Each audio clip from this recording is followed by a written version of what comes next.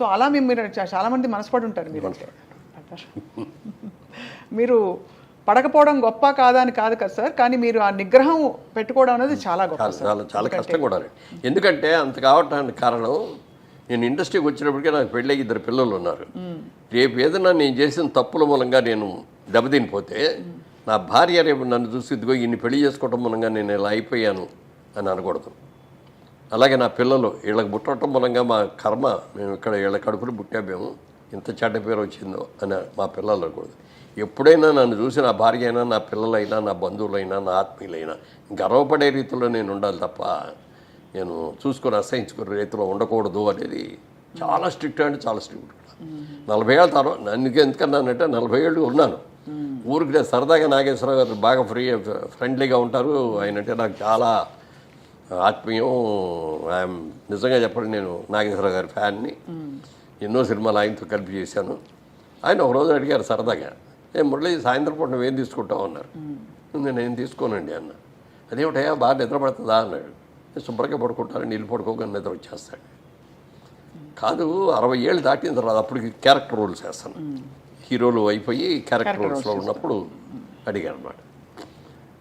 60 years దాటిన తర్వాత కొంచెం ఏదో ఒకటి తీసుకుంటూ ఉండాలి. రోల్స్ అయిన కూడా కొంచెం వీక్ అయ్యి ఉంటాయి. వాటిని యాక్టివైజ్ చేయాలంటే ఏదైనా ఒక మంచి డ్రింక్, మామూలుగా సారా కొట్టడం, ఇయ్య కొట్టేసి తాగేసి వాగటం, కింద పడిపోవటాలు, రోడ్ల మీద పడిపోవటాలు, ఇట్లా కాదు. నన్ను ఒక మెడిసిన్ లాగా ఒక వైన్ కానీ లేకపోతే మంచి బ్రాండీ వస్తుంది ఫారెన్ నుంచి మంచి, అలాంటివి తీసుకొని 1 పెగ్గు లేకపోతే 2 పెగ్గు అంతే, అంతకుమించి తాగకూడదు అన్నాడు. అని ట్రై చేయన్నారు. అంటే ఇంత పెద్ద ఆయన చెప్పారు, అనుభవంతో చెప్పాడు. ఆయనకున్న అనుభవాలు ఎన్నో ఉన్నాయి. వైన్ దాగి చూద్దాంలే అని చెప్పాను. అందుకని వైన్ బాటిల్ కొనుక్కొని తెప్పించుకొని ఇంట్లో కూర్చొని, ఇంటికి వచ్చినప్పుడు ఆ రోజున షూటింగ్లో అది 9 అయిపోయేది. లేకపోతే బయటకు వెళ్ళినా ఇట్లా 9 ఈజీగా అయ్యేది. ఇంటికి వచ్చేప్పుడు స్నానం చేసి అప్పుడు డ్రింక్ తీసుకోవటం మొదలుపెట్టి ఆ డ్రింక్ అయ్యి భోంచేద్దాం అనేవాడు 12 అవుతుంది. అప్పుడు దాకా మా ఆవిడ అక్కడే కూర్చుంటుంది తప్ప పడుకోదేళ్ళి. తను భోజనం, తన స్వహస్తాలతో భోజనం పెట్టడం ఎప్పుడూ లేదు. పెళ్ళైన మొదటి రోజు నుంచి ఈ రోజు వరకు కూడా తనే వడ్డిస్తుంది. అన్నీ కూడా వేడివేడిగా. ఆ రోజుల్లో మైక్రోవేవ్లో అట్లాంటివి ఏమి లేకపోయినా కూడా నేను వచ్చే టైం చూసుకొని అన్ని కూరలు అవన్నీ వండేసేసి ఒక అన్నం మాత్రం వేడిగా పెట్టేవారు. వేడిగా అప్పటికప్పుడు వండేసి నేను ఇంట్లోకి వచ్చి స్నానం చేసి వచ్చే లోపల రెడీ అయిపోయేది అనమాట. అట్లా ఆ రోజు నుంచి ఈ రోజుగా వేడిగా తింటమే అలవాటు ఏదైనా సరే. Such a dedicated wife sir నిజంగా. అండ్ ఎంత నమ్మకంగా మిమ్మల్ని మీ వెంటే ఉండి మిమ్మల్ని నమ్మకంతో అంటే ఇండస్ట్రీలో ప్రోత్సహించడం అంటే సార్ వైఫ్ సపోర్ట్ లేండే మనకు అన్ని రంగాల్లో పార్ట్నర్ సపోర్ట్ ఉండాలి. నువ్వు ఎంత సంపాదించినా, ఎంత కీర్తి ప్రతిష్ట, ఇంటికి వచ్చేటప్పటికి హ్యాపీగా లేకపోతే అంతకంటే దరిద్రం ఇంకోటి ఉండదు. ఎన్నో ఈ ఫ్యామిలీస్లో చూశాను నేను ఇట్లాంటివి కూడా.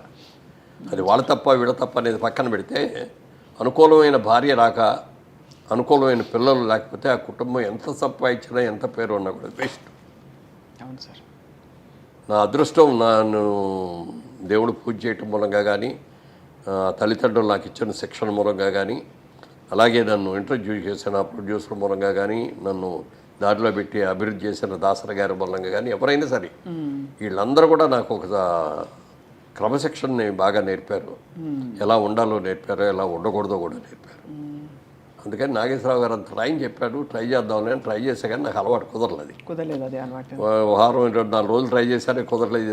మనకు కుదిరే కుదరదు కానీ వదిలేసాను. తర్వాత ఎప్పుడు మేడం 1 నెల అయిన తర్వాత నాగేశ్వరరావు ఏంటి ఇది మనం తీసుకుంటున్నావు అయినాను. లేదండి నాకు పర్లేదండి అది అన్న. తర్వాత అన్నాం కానీ తర్వాత మెల్లమెల్లగా ఏదో పార్టీస్, ఇప్పుడు నాగేశ్వరరావు బర్త్డే అనుకో, ఆ రోజున పార్టీ ఇచ్చేవారు.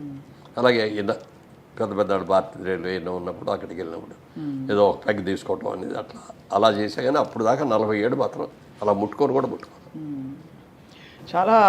చాలా పెద్ద విషయం, చాలా గొప్ప విషయం సార్. ఎందుకంటే మేము ఇండస్ట్రీ గురించి మామూలుగా వినేది ఇదే బేసిక్గా దట్ ఆ వాతావరణం హాయిగా ఫ్రీగా ఉంటుంది కాబట్టి రూల్స్ లేకుండా ప్రేమలో పడడం ఈజీ, ఎవరినైనా ఇష్టపడడం. అందులో మీ చుట్టూ ఉండేవాళ్ళు అందమైన హీరోయిన్లు అందరూ. సో అది మీరు చాలా ఫోకస్ చేసి మరీ ఇలా ఉండడం అన్నది చాలా పెద్ద విషయం సార్. మీతో పాటు నటించిన హీరోయిన్స్ అందరిలో మోస్ట్ గ్లామరస్ ఎవరని మీరు అనుకున్నారు సార్? గ్లామరస్ అంటే మీకు సరైన జోడి గ్లామరస్ అంటే శ్రీదేవి అంత గ్లామర్ ఎవరికీ లేదండి. చాలా అందంగా ఉండేవారు కదా సార్. చాలా ఎక్సలెంట్గా ఉండేది. ఆ కళ్ళు, అసలు ఎక్స్ప్రెషన్, ఫేసు, మంచి పర్సనాలిటీ. నాకు ఈక్వల్గా ఉండేది హైట్.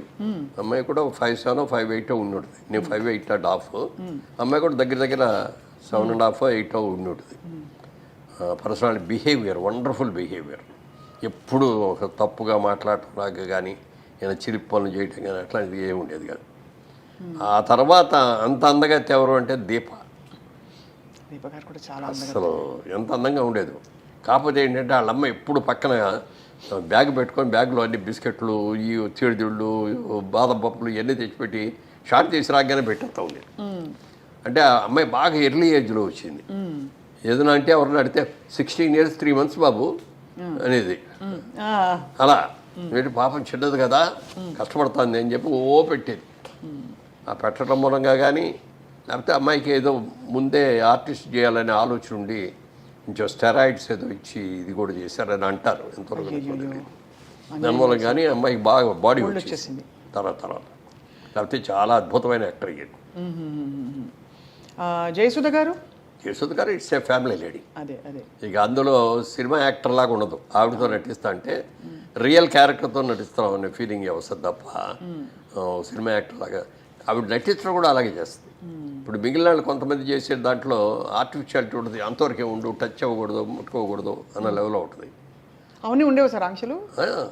అంటే హీరోయిన్లు చెప్పేవారా? అప్పుడు లేదు, అప్పటికి లేదు. కానీ నాగేశ్వరరావు గారు, ఎన్టీ రామారావు గారు చేసే రోజులు ఉండేవి. జమున గారు అయితే ఎప్పుడు చేతులు ఇక్కడి నుంచి కిందే తప్ప పైకి పుట్టుకొచ్చేవారు. ఇట్లా ఈ కూడా పట్టుకొచ్చేవారు. ఓహో, అంత ఇదిగా ఉండేవారు. అది ఎన్ని లేకపోయినా కూడా ఎంతైనా కొంచెం దూరంగానే ఉండేవారు. ఇట్లా అప్పుడు ఈ ముద్దులు గిద్దులు ఈ గొడవలు ఏమీ లేవు కదా. అవునవునవును. ఎంతవరకు దగ్గర ఉన్నాలో అంతవరకే ఉండేవారు. ఆ క్లోజ్నెస్. ఈ అమ్మాయి వచ్చేటప్పటికంటే భార్య అంటే భార్యలాగానే ఉండేది. అంత బాగా. ఇప్పుడు నేను చేసిన సినిమాల్లో కూడా హయ్యెస్ట్ సినిమాలు చేసింది ఆవిడతోటి. మా సినిమా ప్రొడక్షన్లో కూడా ఆవిడ చాలా సినిమాలు చేసింది. Very cooperative artist. అసలు మామూలుగా హీరోయిన్ లాగా గిద్దుకోటాలు ఉండవు. సింపుల్గా మేకప్ వేసుకొని వచ్చేస్తుంది. ఇది మధ్యతరగతి కుటుంబం క్యారెక్టర్ అంటే దానికి తగ్గట్టే హెయిర్ డ్రెస్ దానికే ఉంటుంది. పెద్ద హెయిర్ డ్రెస్లు కూడా చేసుకునేది కాదు. మామూలు నేత చీరలు, పట్టు చీరలు లాంటివి ఇట్లాంటివి కట్టుకొని అట్లా న్యాచురల్ యాక్టర్ లాగా ఉండేది అనమాట. సో అలా మరి జయచిత్ర గారితో ఆ రూమర్ వచ్చిన తర్వాత మీరిద్దరూ మాట్లాడుకోవడం జరిగిందా సార్? అయ్యో ఇలా వచ్చేసింది, ఎలా క్లియర్ చేద్దామని. మరి కోర్టుకి వెళ్ళినట్టున్నారు కదా మేడం? నేనే వెళ్ళాను.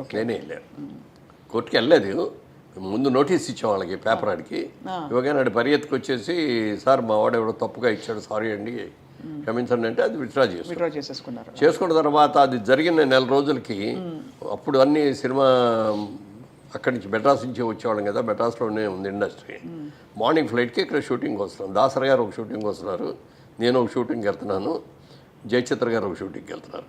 ముగ్గురు ఫస్ట్ మార్నింగ్ ఫ్లైట్లో ఇక్కడికి వచ్చాం. ఆడు మళ్ళీ ఇమ్మీడియట్గా నెక్స్ట్ డే ఆడు పేపర్లో రాశాడు, వాళ్ళ రోజు దాసరి గారి ఆధ్వర్యంలో మురళీమోహన్ గారు జయచిత్ర గారు పెళ్లి చేసుకోవడానికి హైదరాబాద్ వెళ్ళారు. ఎక్కడ కూడా రా బాబు, ఆవిడ ఎప్పుడు నువ్వు అని కూడా పర్లేదు. ఇన్నేళ్లలో నువ్వు అని కూడా అనలేదండి. నా హీరోయిన్స్ ఎవరైతే మీరేనే అంటాను నేను. ఎవరిని కూడా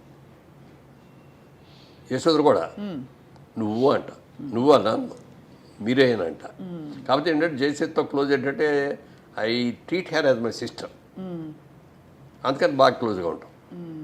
అప్పుడప్పుడు నువ్వు అనుకోవచ్చేమో, కానీ మిగిలిన వాళ్ళు ఎవరితో కూడా నువ్వు అనే మాట అన్నాను నేను.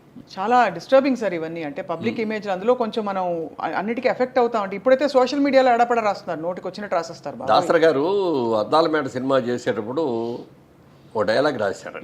దాంట్లో సినిమా వాళ్ళు మనందరం కూడా అద్దాల మేడల్లో ఉంటాం, మనం ఏ చేసిన ప్రతి పని కూడా భూతద్దాల్లో మనం చూస్తూ ఉంటారు వాళ్ళు. మనం తప్పు చేసినా ఒప్పు చేస్తే బాగుందంటారు, మెచ్చుకుంటారు. తప్పు చేస్తే మాత్రం రాళ్ళు విసిరి కొడతారు, మన అద్దాలు పగిలిపోతాయి, మన బతుకు బజారు పాలైపోతుంది అని ఆ డైలాగ్ ఎంత బాగా నచ్చిందో నాకు. ఆ డైలాగు దాన్ని తూచా తప్పకుండా పాటించాను. ఎక్కడ కూడా ఎప్పుడన్నా ఏదన్నా మీరు అన్నట్టు ఇందాక పార్టీలో ఎక్కడ ఏదైనా చిన్నగా తీసుకున్నా కూడా జనం ఎవరో లేనప్పుడు చూసి తీసుకోవటమే. పబ్లిక్లో ఉన్నప్పుడు సిగరెట్లు తాగడం కానీ ఇది కానీ అది కూడా ఉండేది. సిగరెట్లు కూడా ఏంటంటే నాకు అలవాట్లేదు, కానీ వాయిస్ కొంచెం థిన్గా ఉండేది బిగినింగ్లో, బేస్ అది ఉండేది కాదు. అప్పుడు మ్యూజిక్ డైరెక్టర్ చక్రవర్తి గారే సలహా ఇచ్చాడు, నువ్వు చుట్టలు తాగు రోజు అన్నాడు. ఊళ్ళో ఆయన చుట్టలు కావాలి కాదండి అన్న. అయితే సిగరెట్ తాగానే ఆయనే ఫస్ట్ సిగరెట్ ఇచ్చాడు. సిగరెట్ తాగిన తర్వాత అదొక రోజుకో 10 సిగరెట్లు అని అది లిమిట్ పెట్టుకొని ఆ లిమిట్ దాటకుండా అట్లా కొన్నాళ్ళు చేశాను. మళ్ళీ అయ్యప్ప మాల వేసుకుంటే మళ్ళీ మానేసేవాడిని.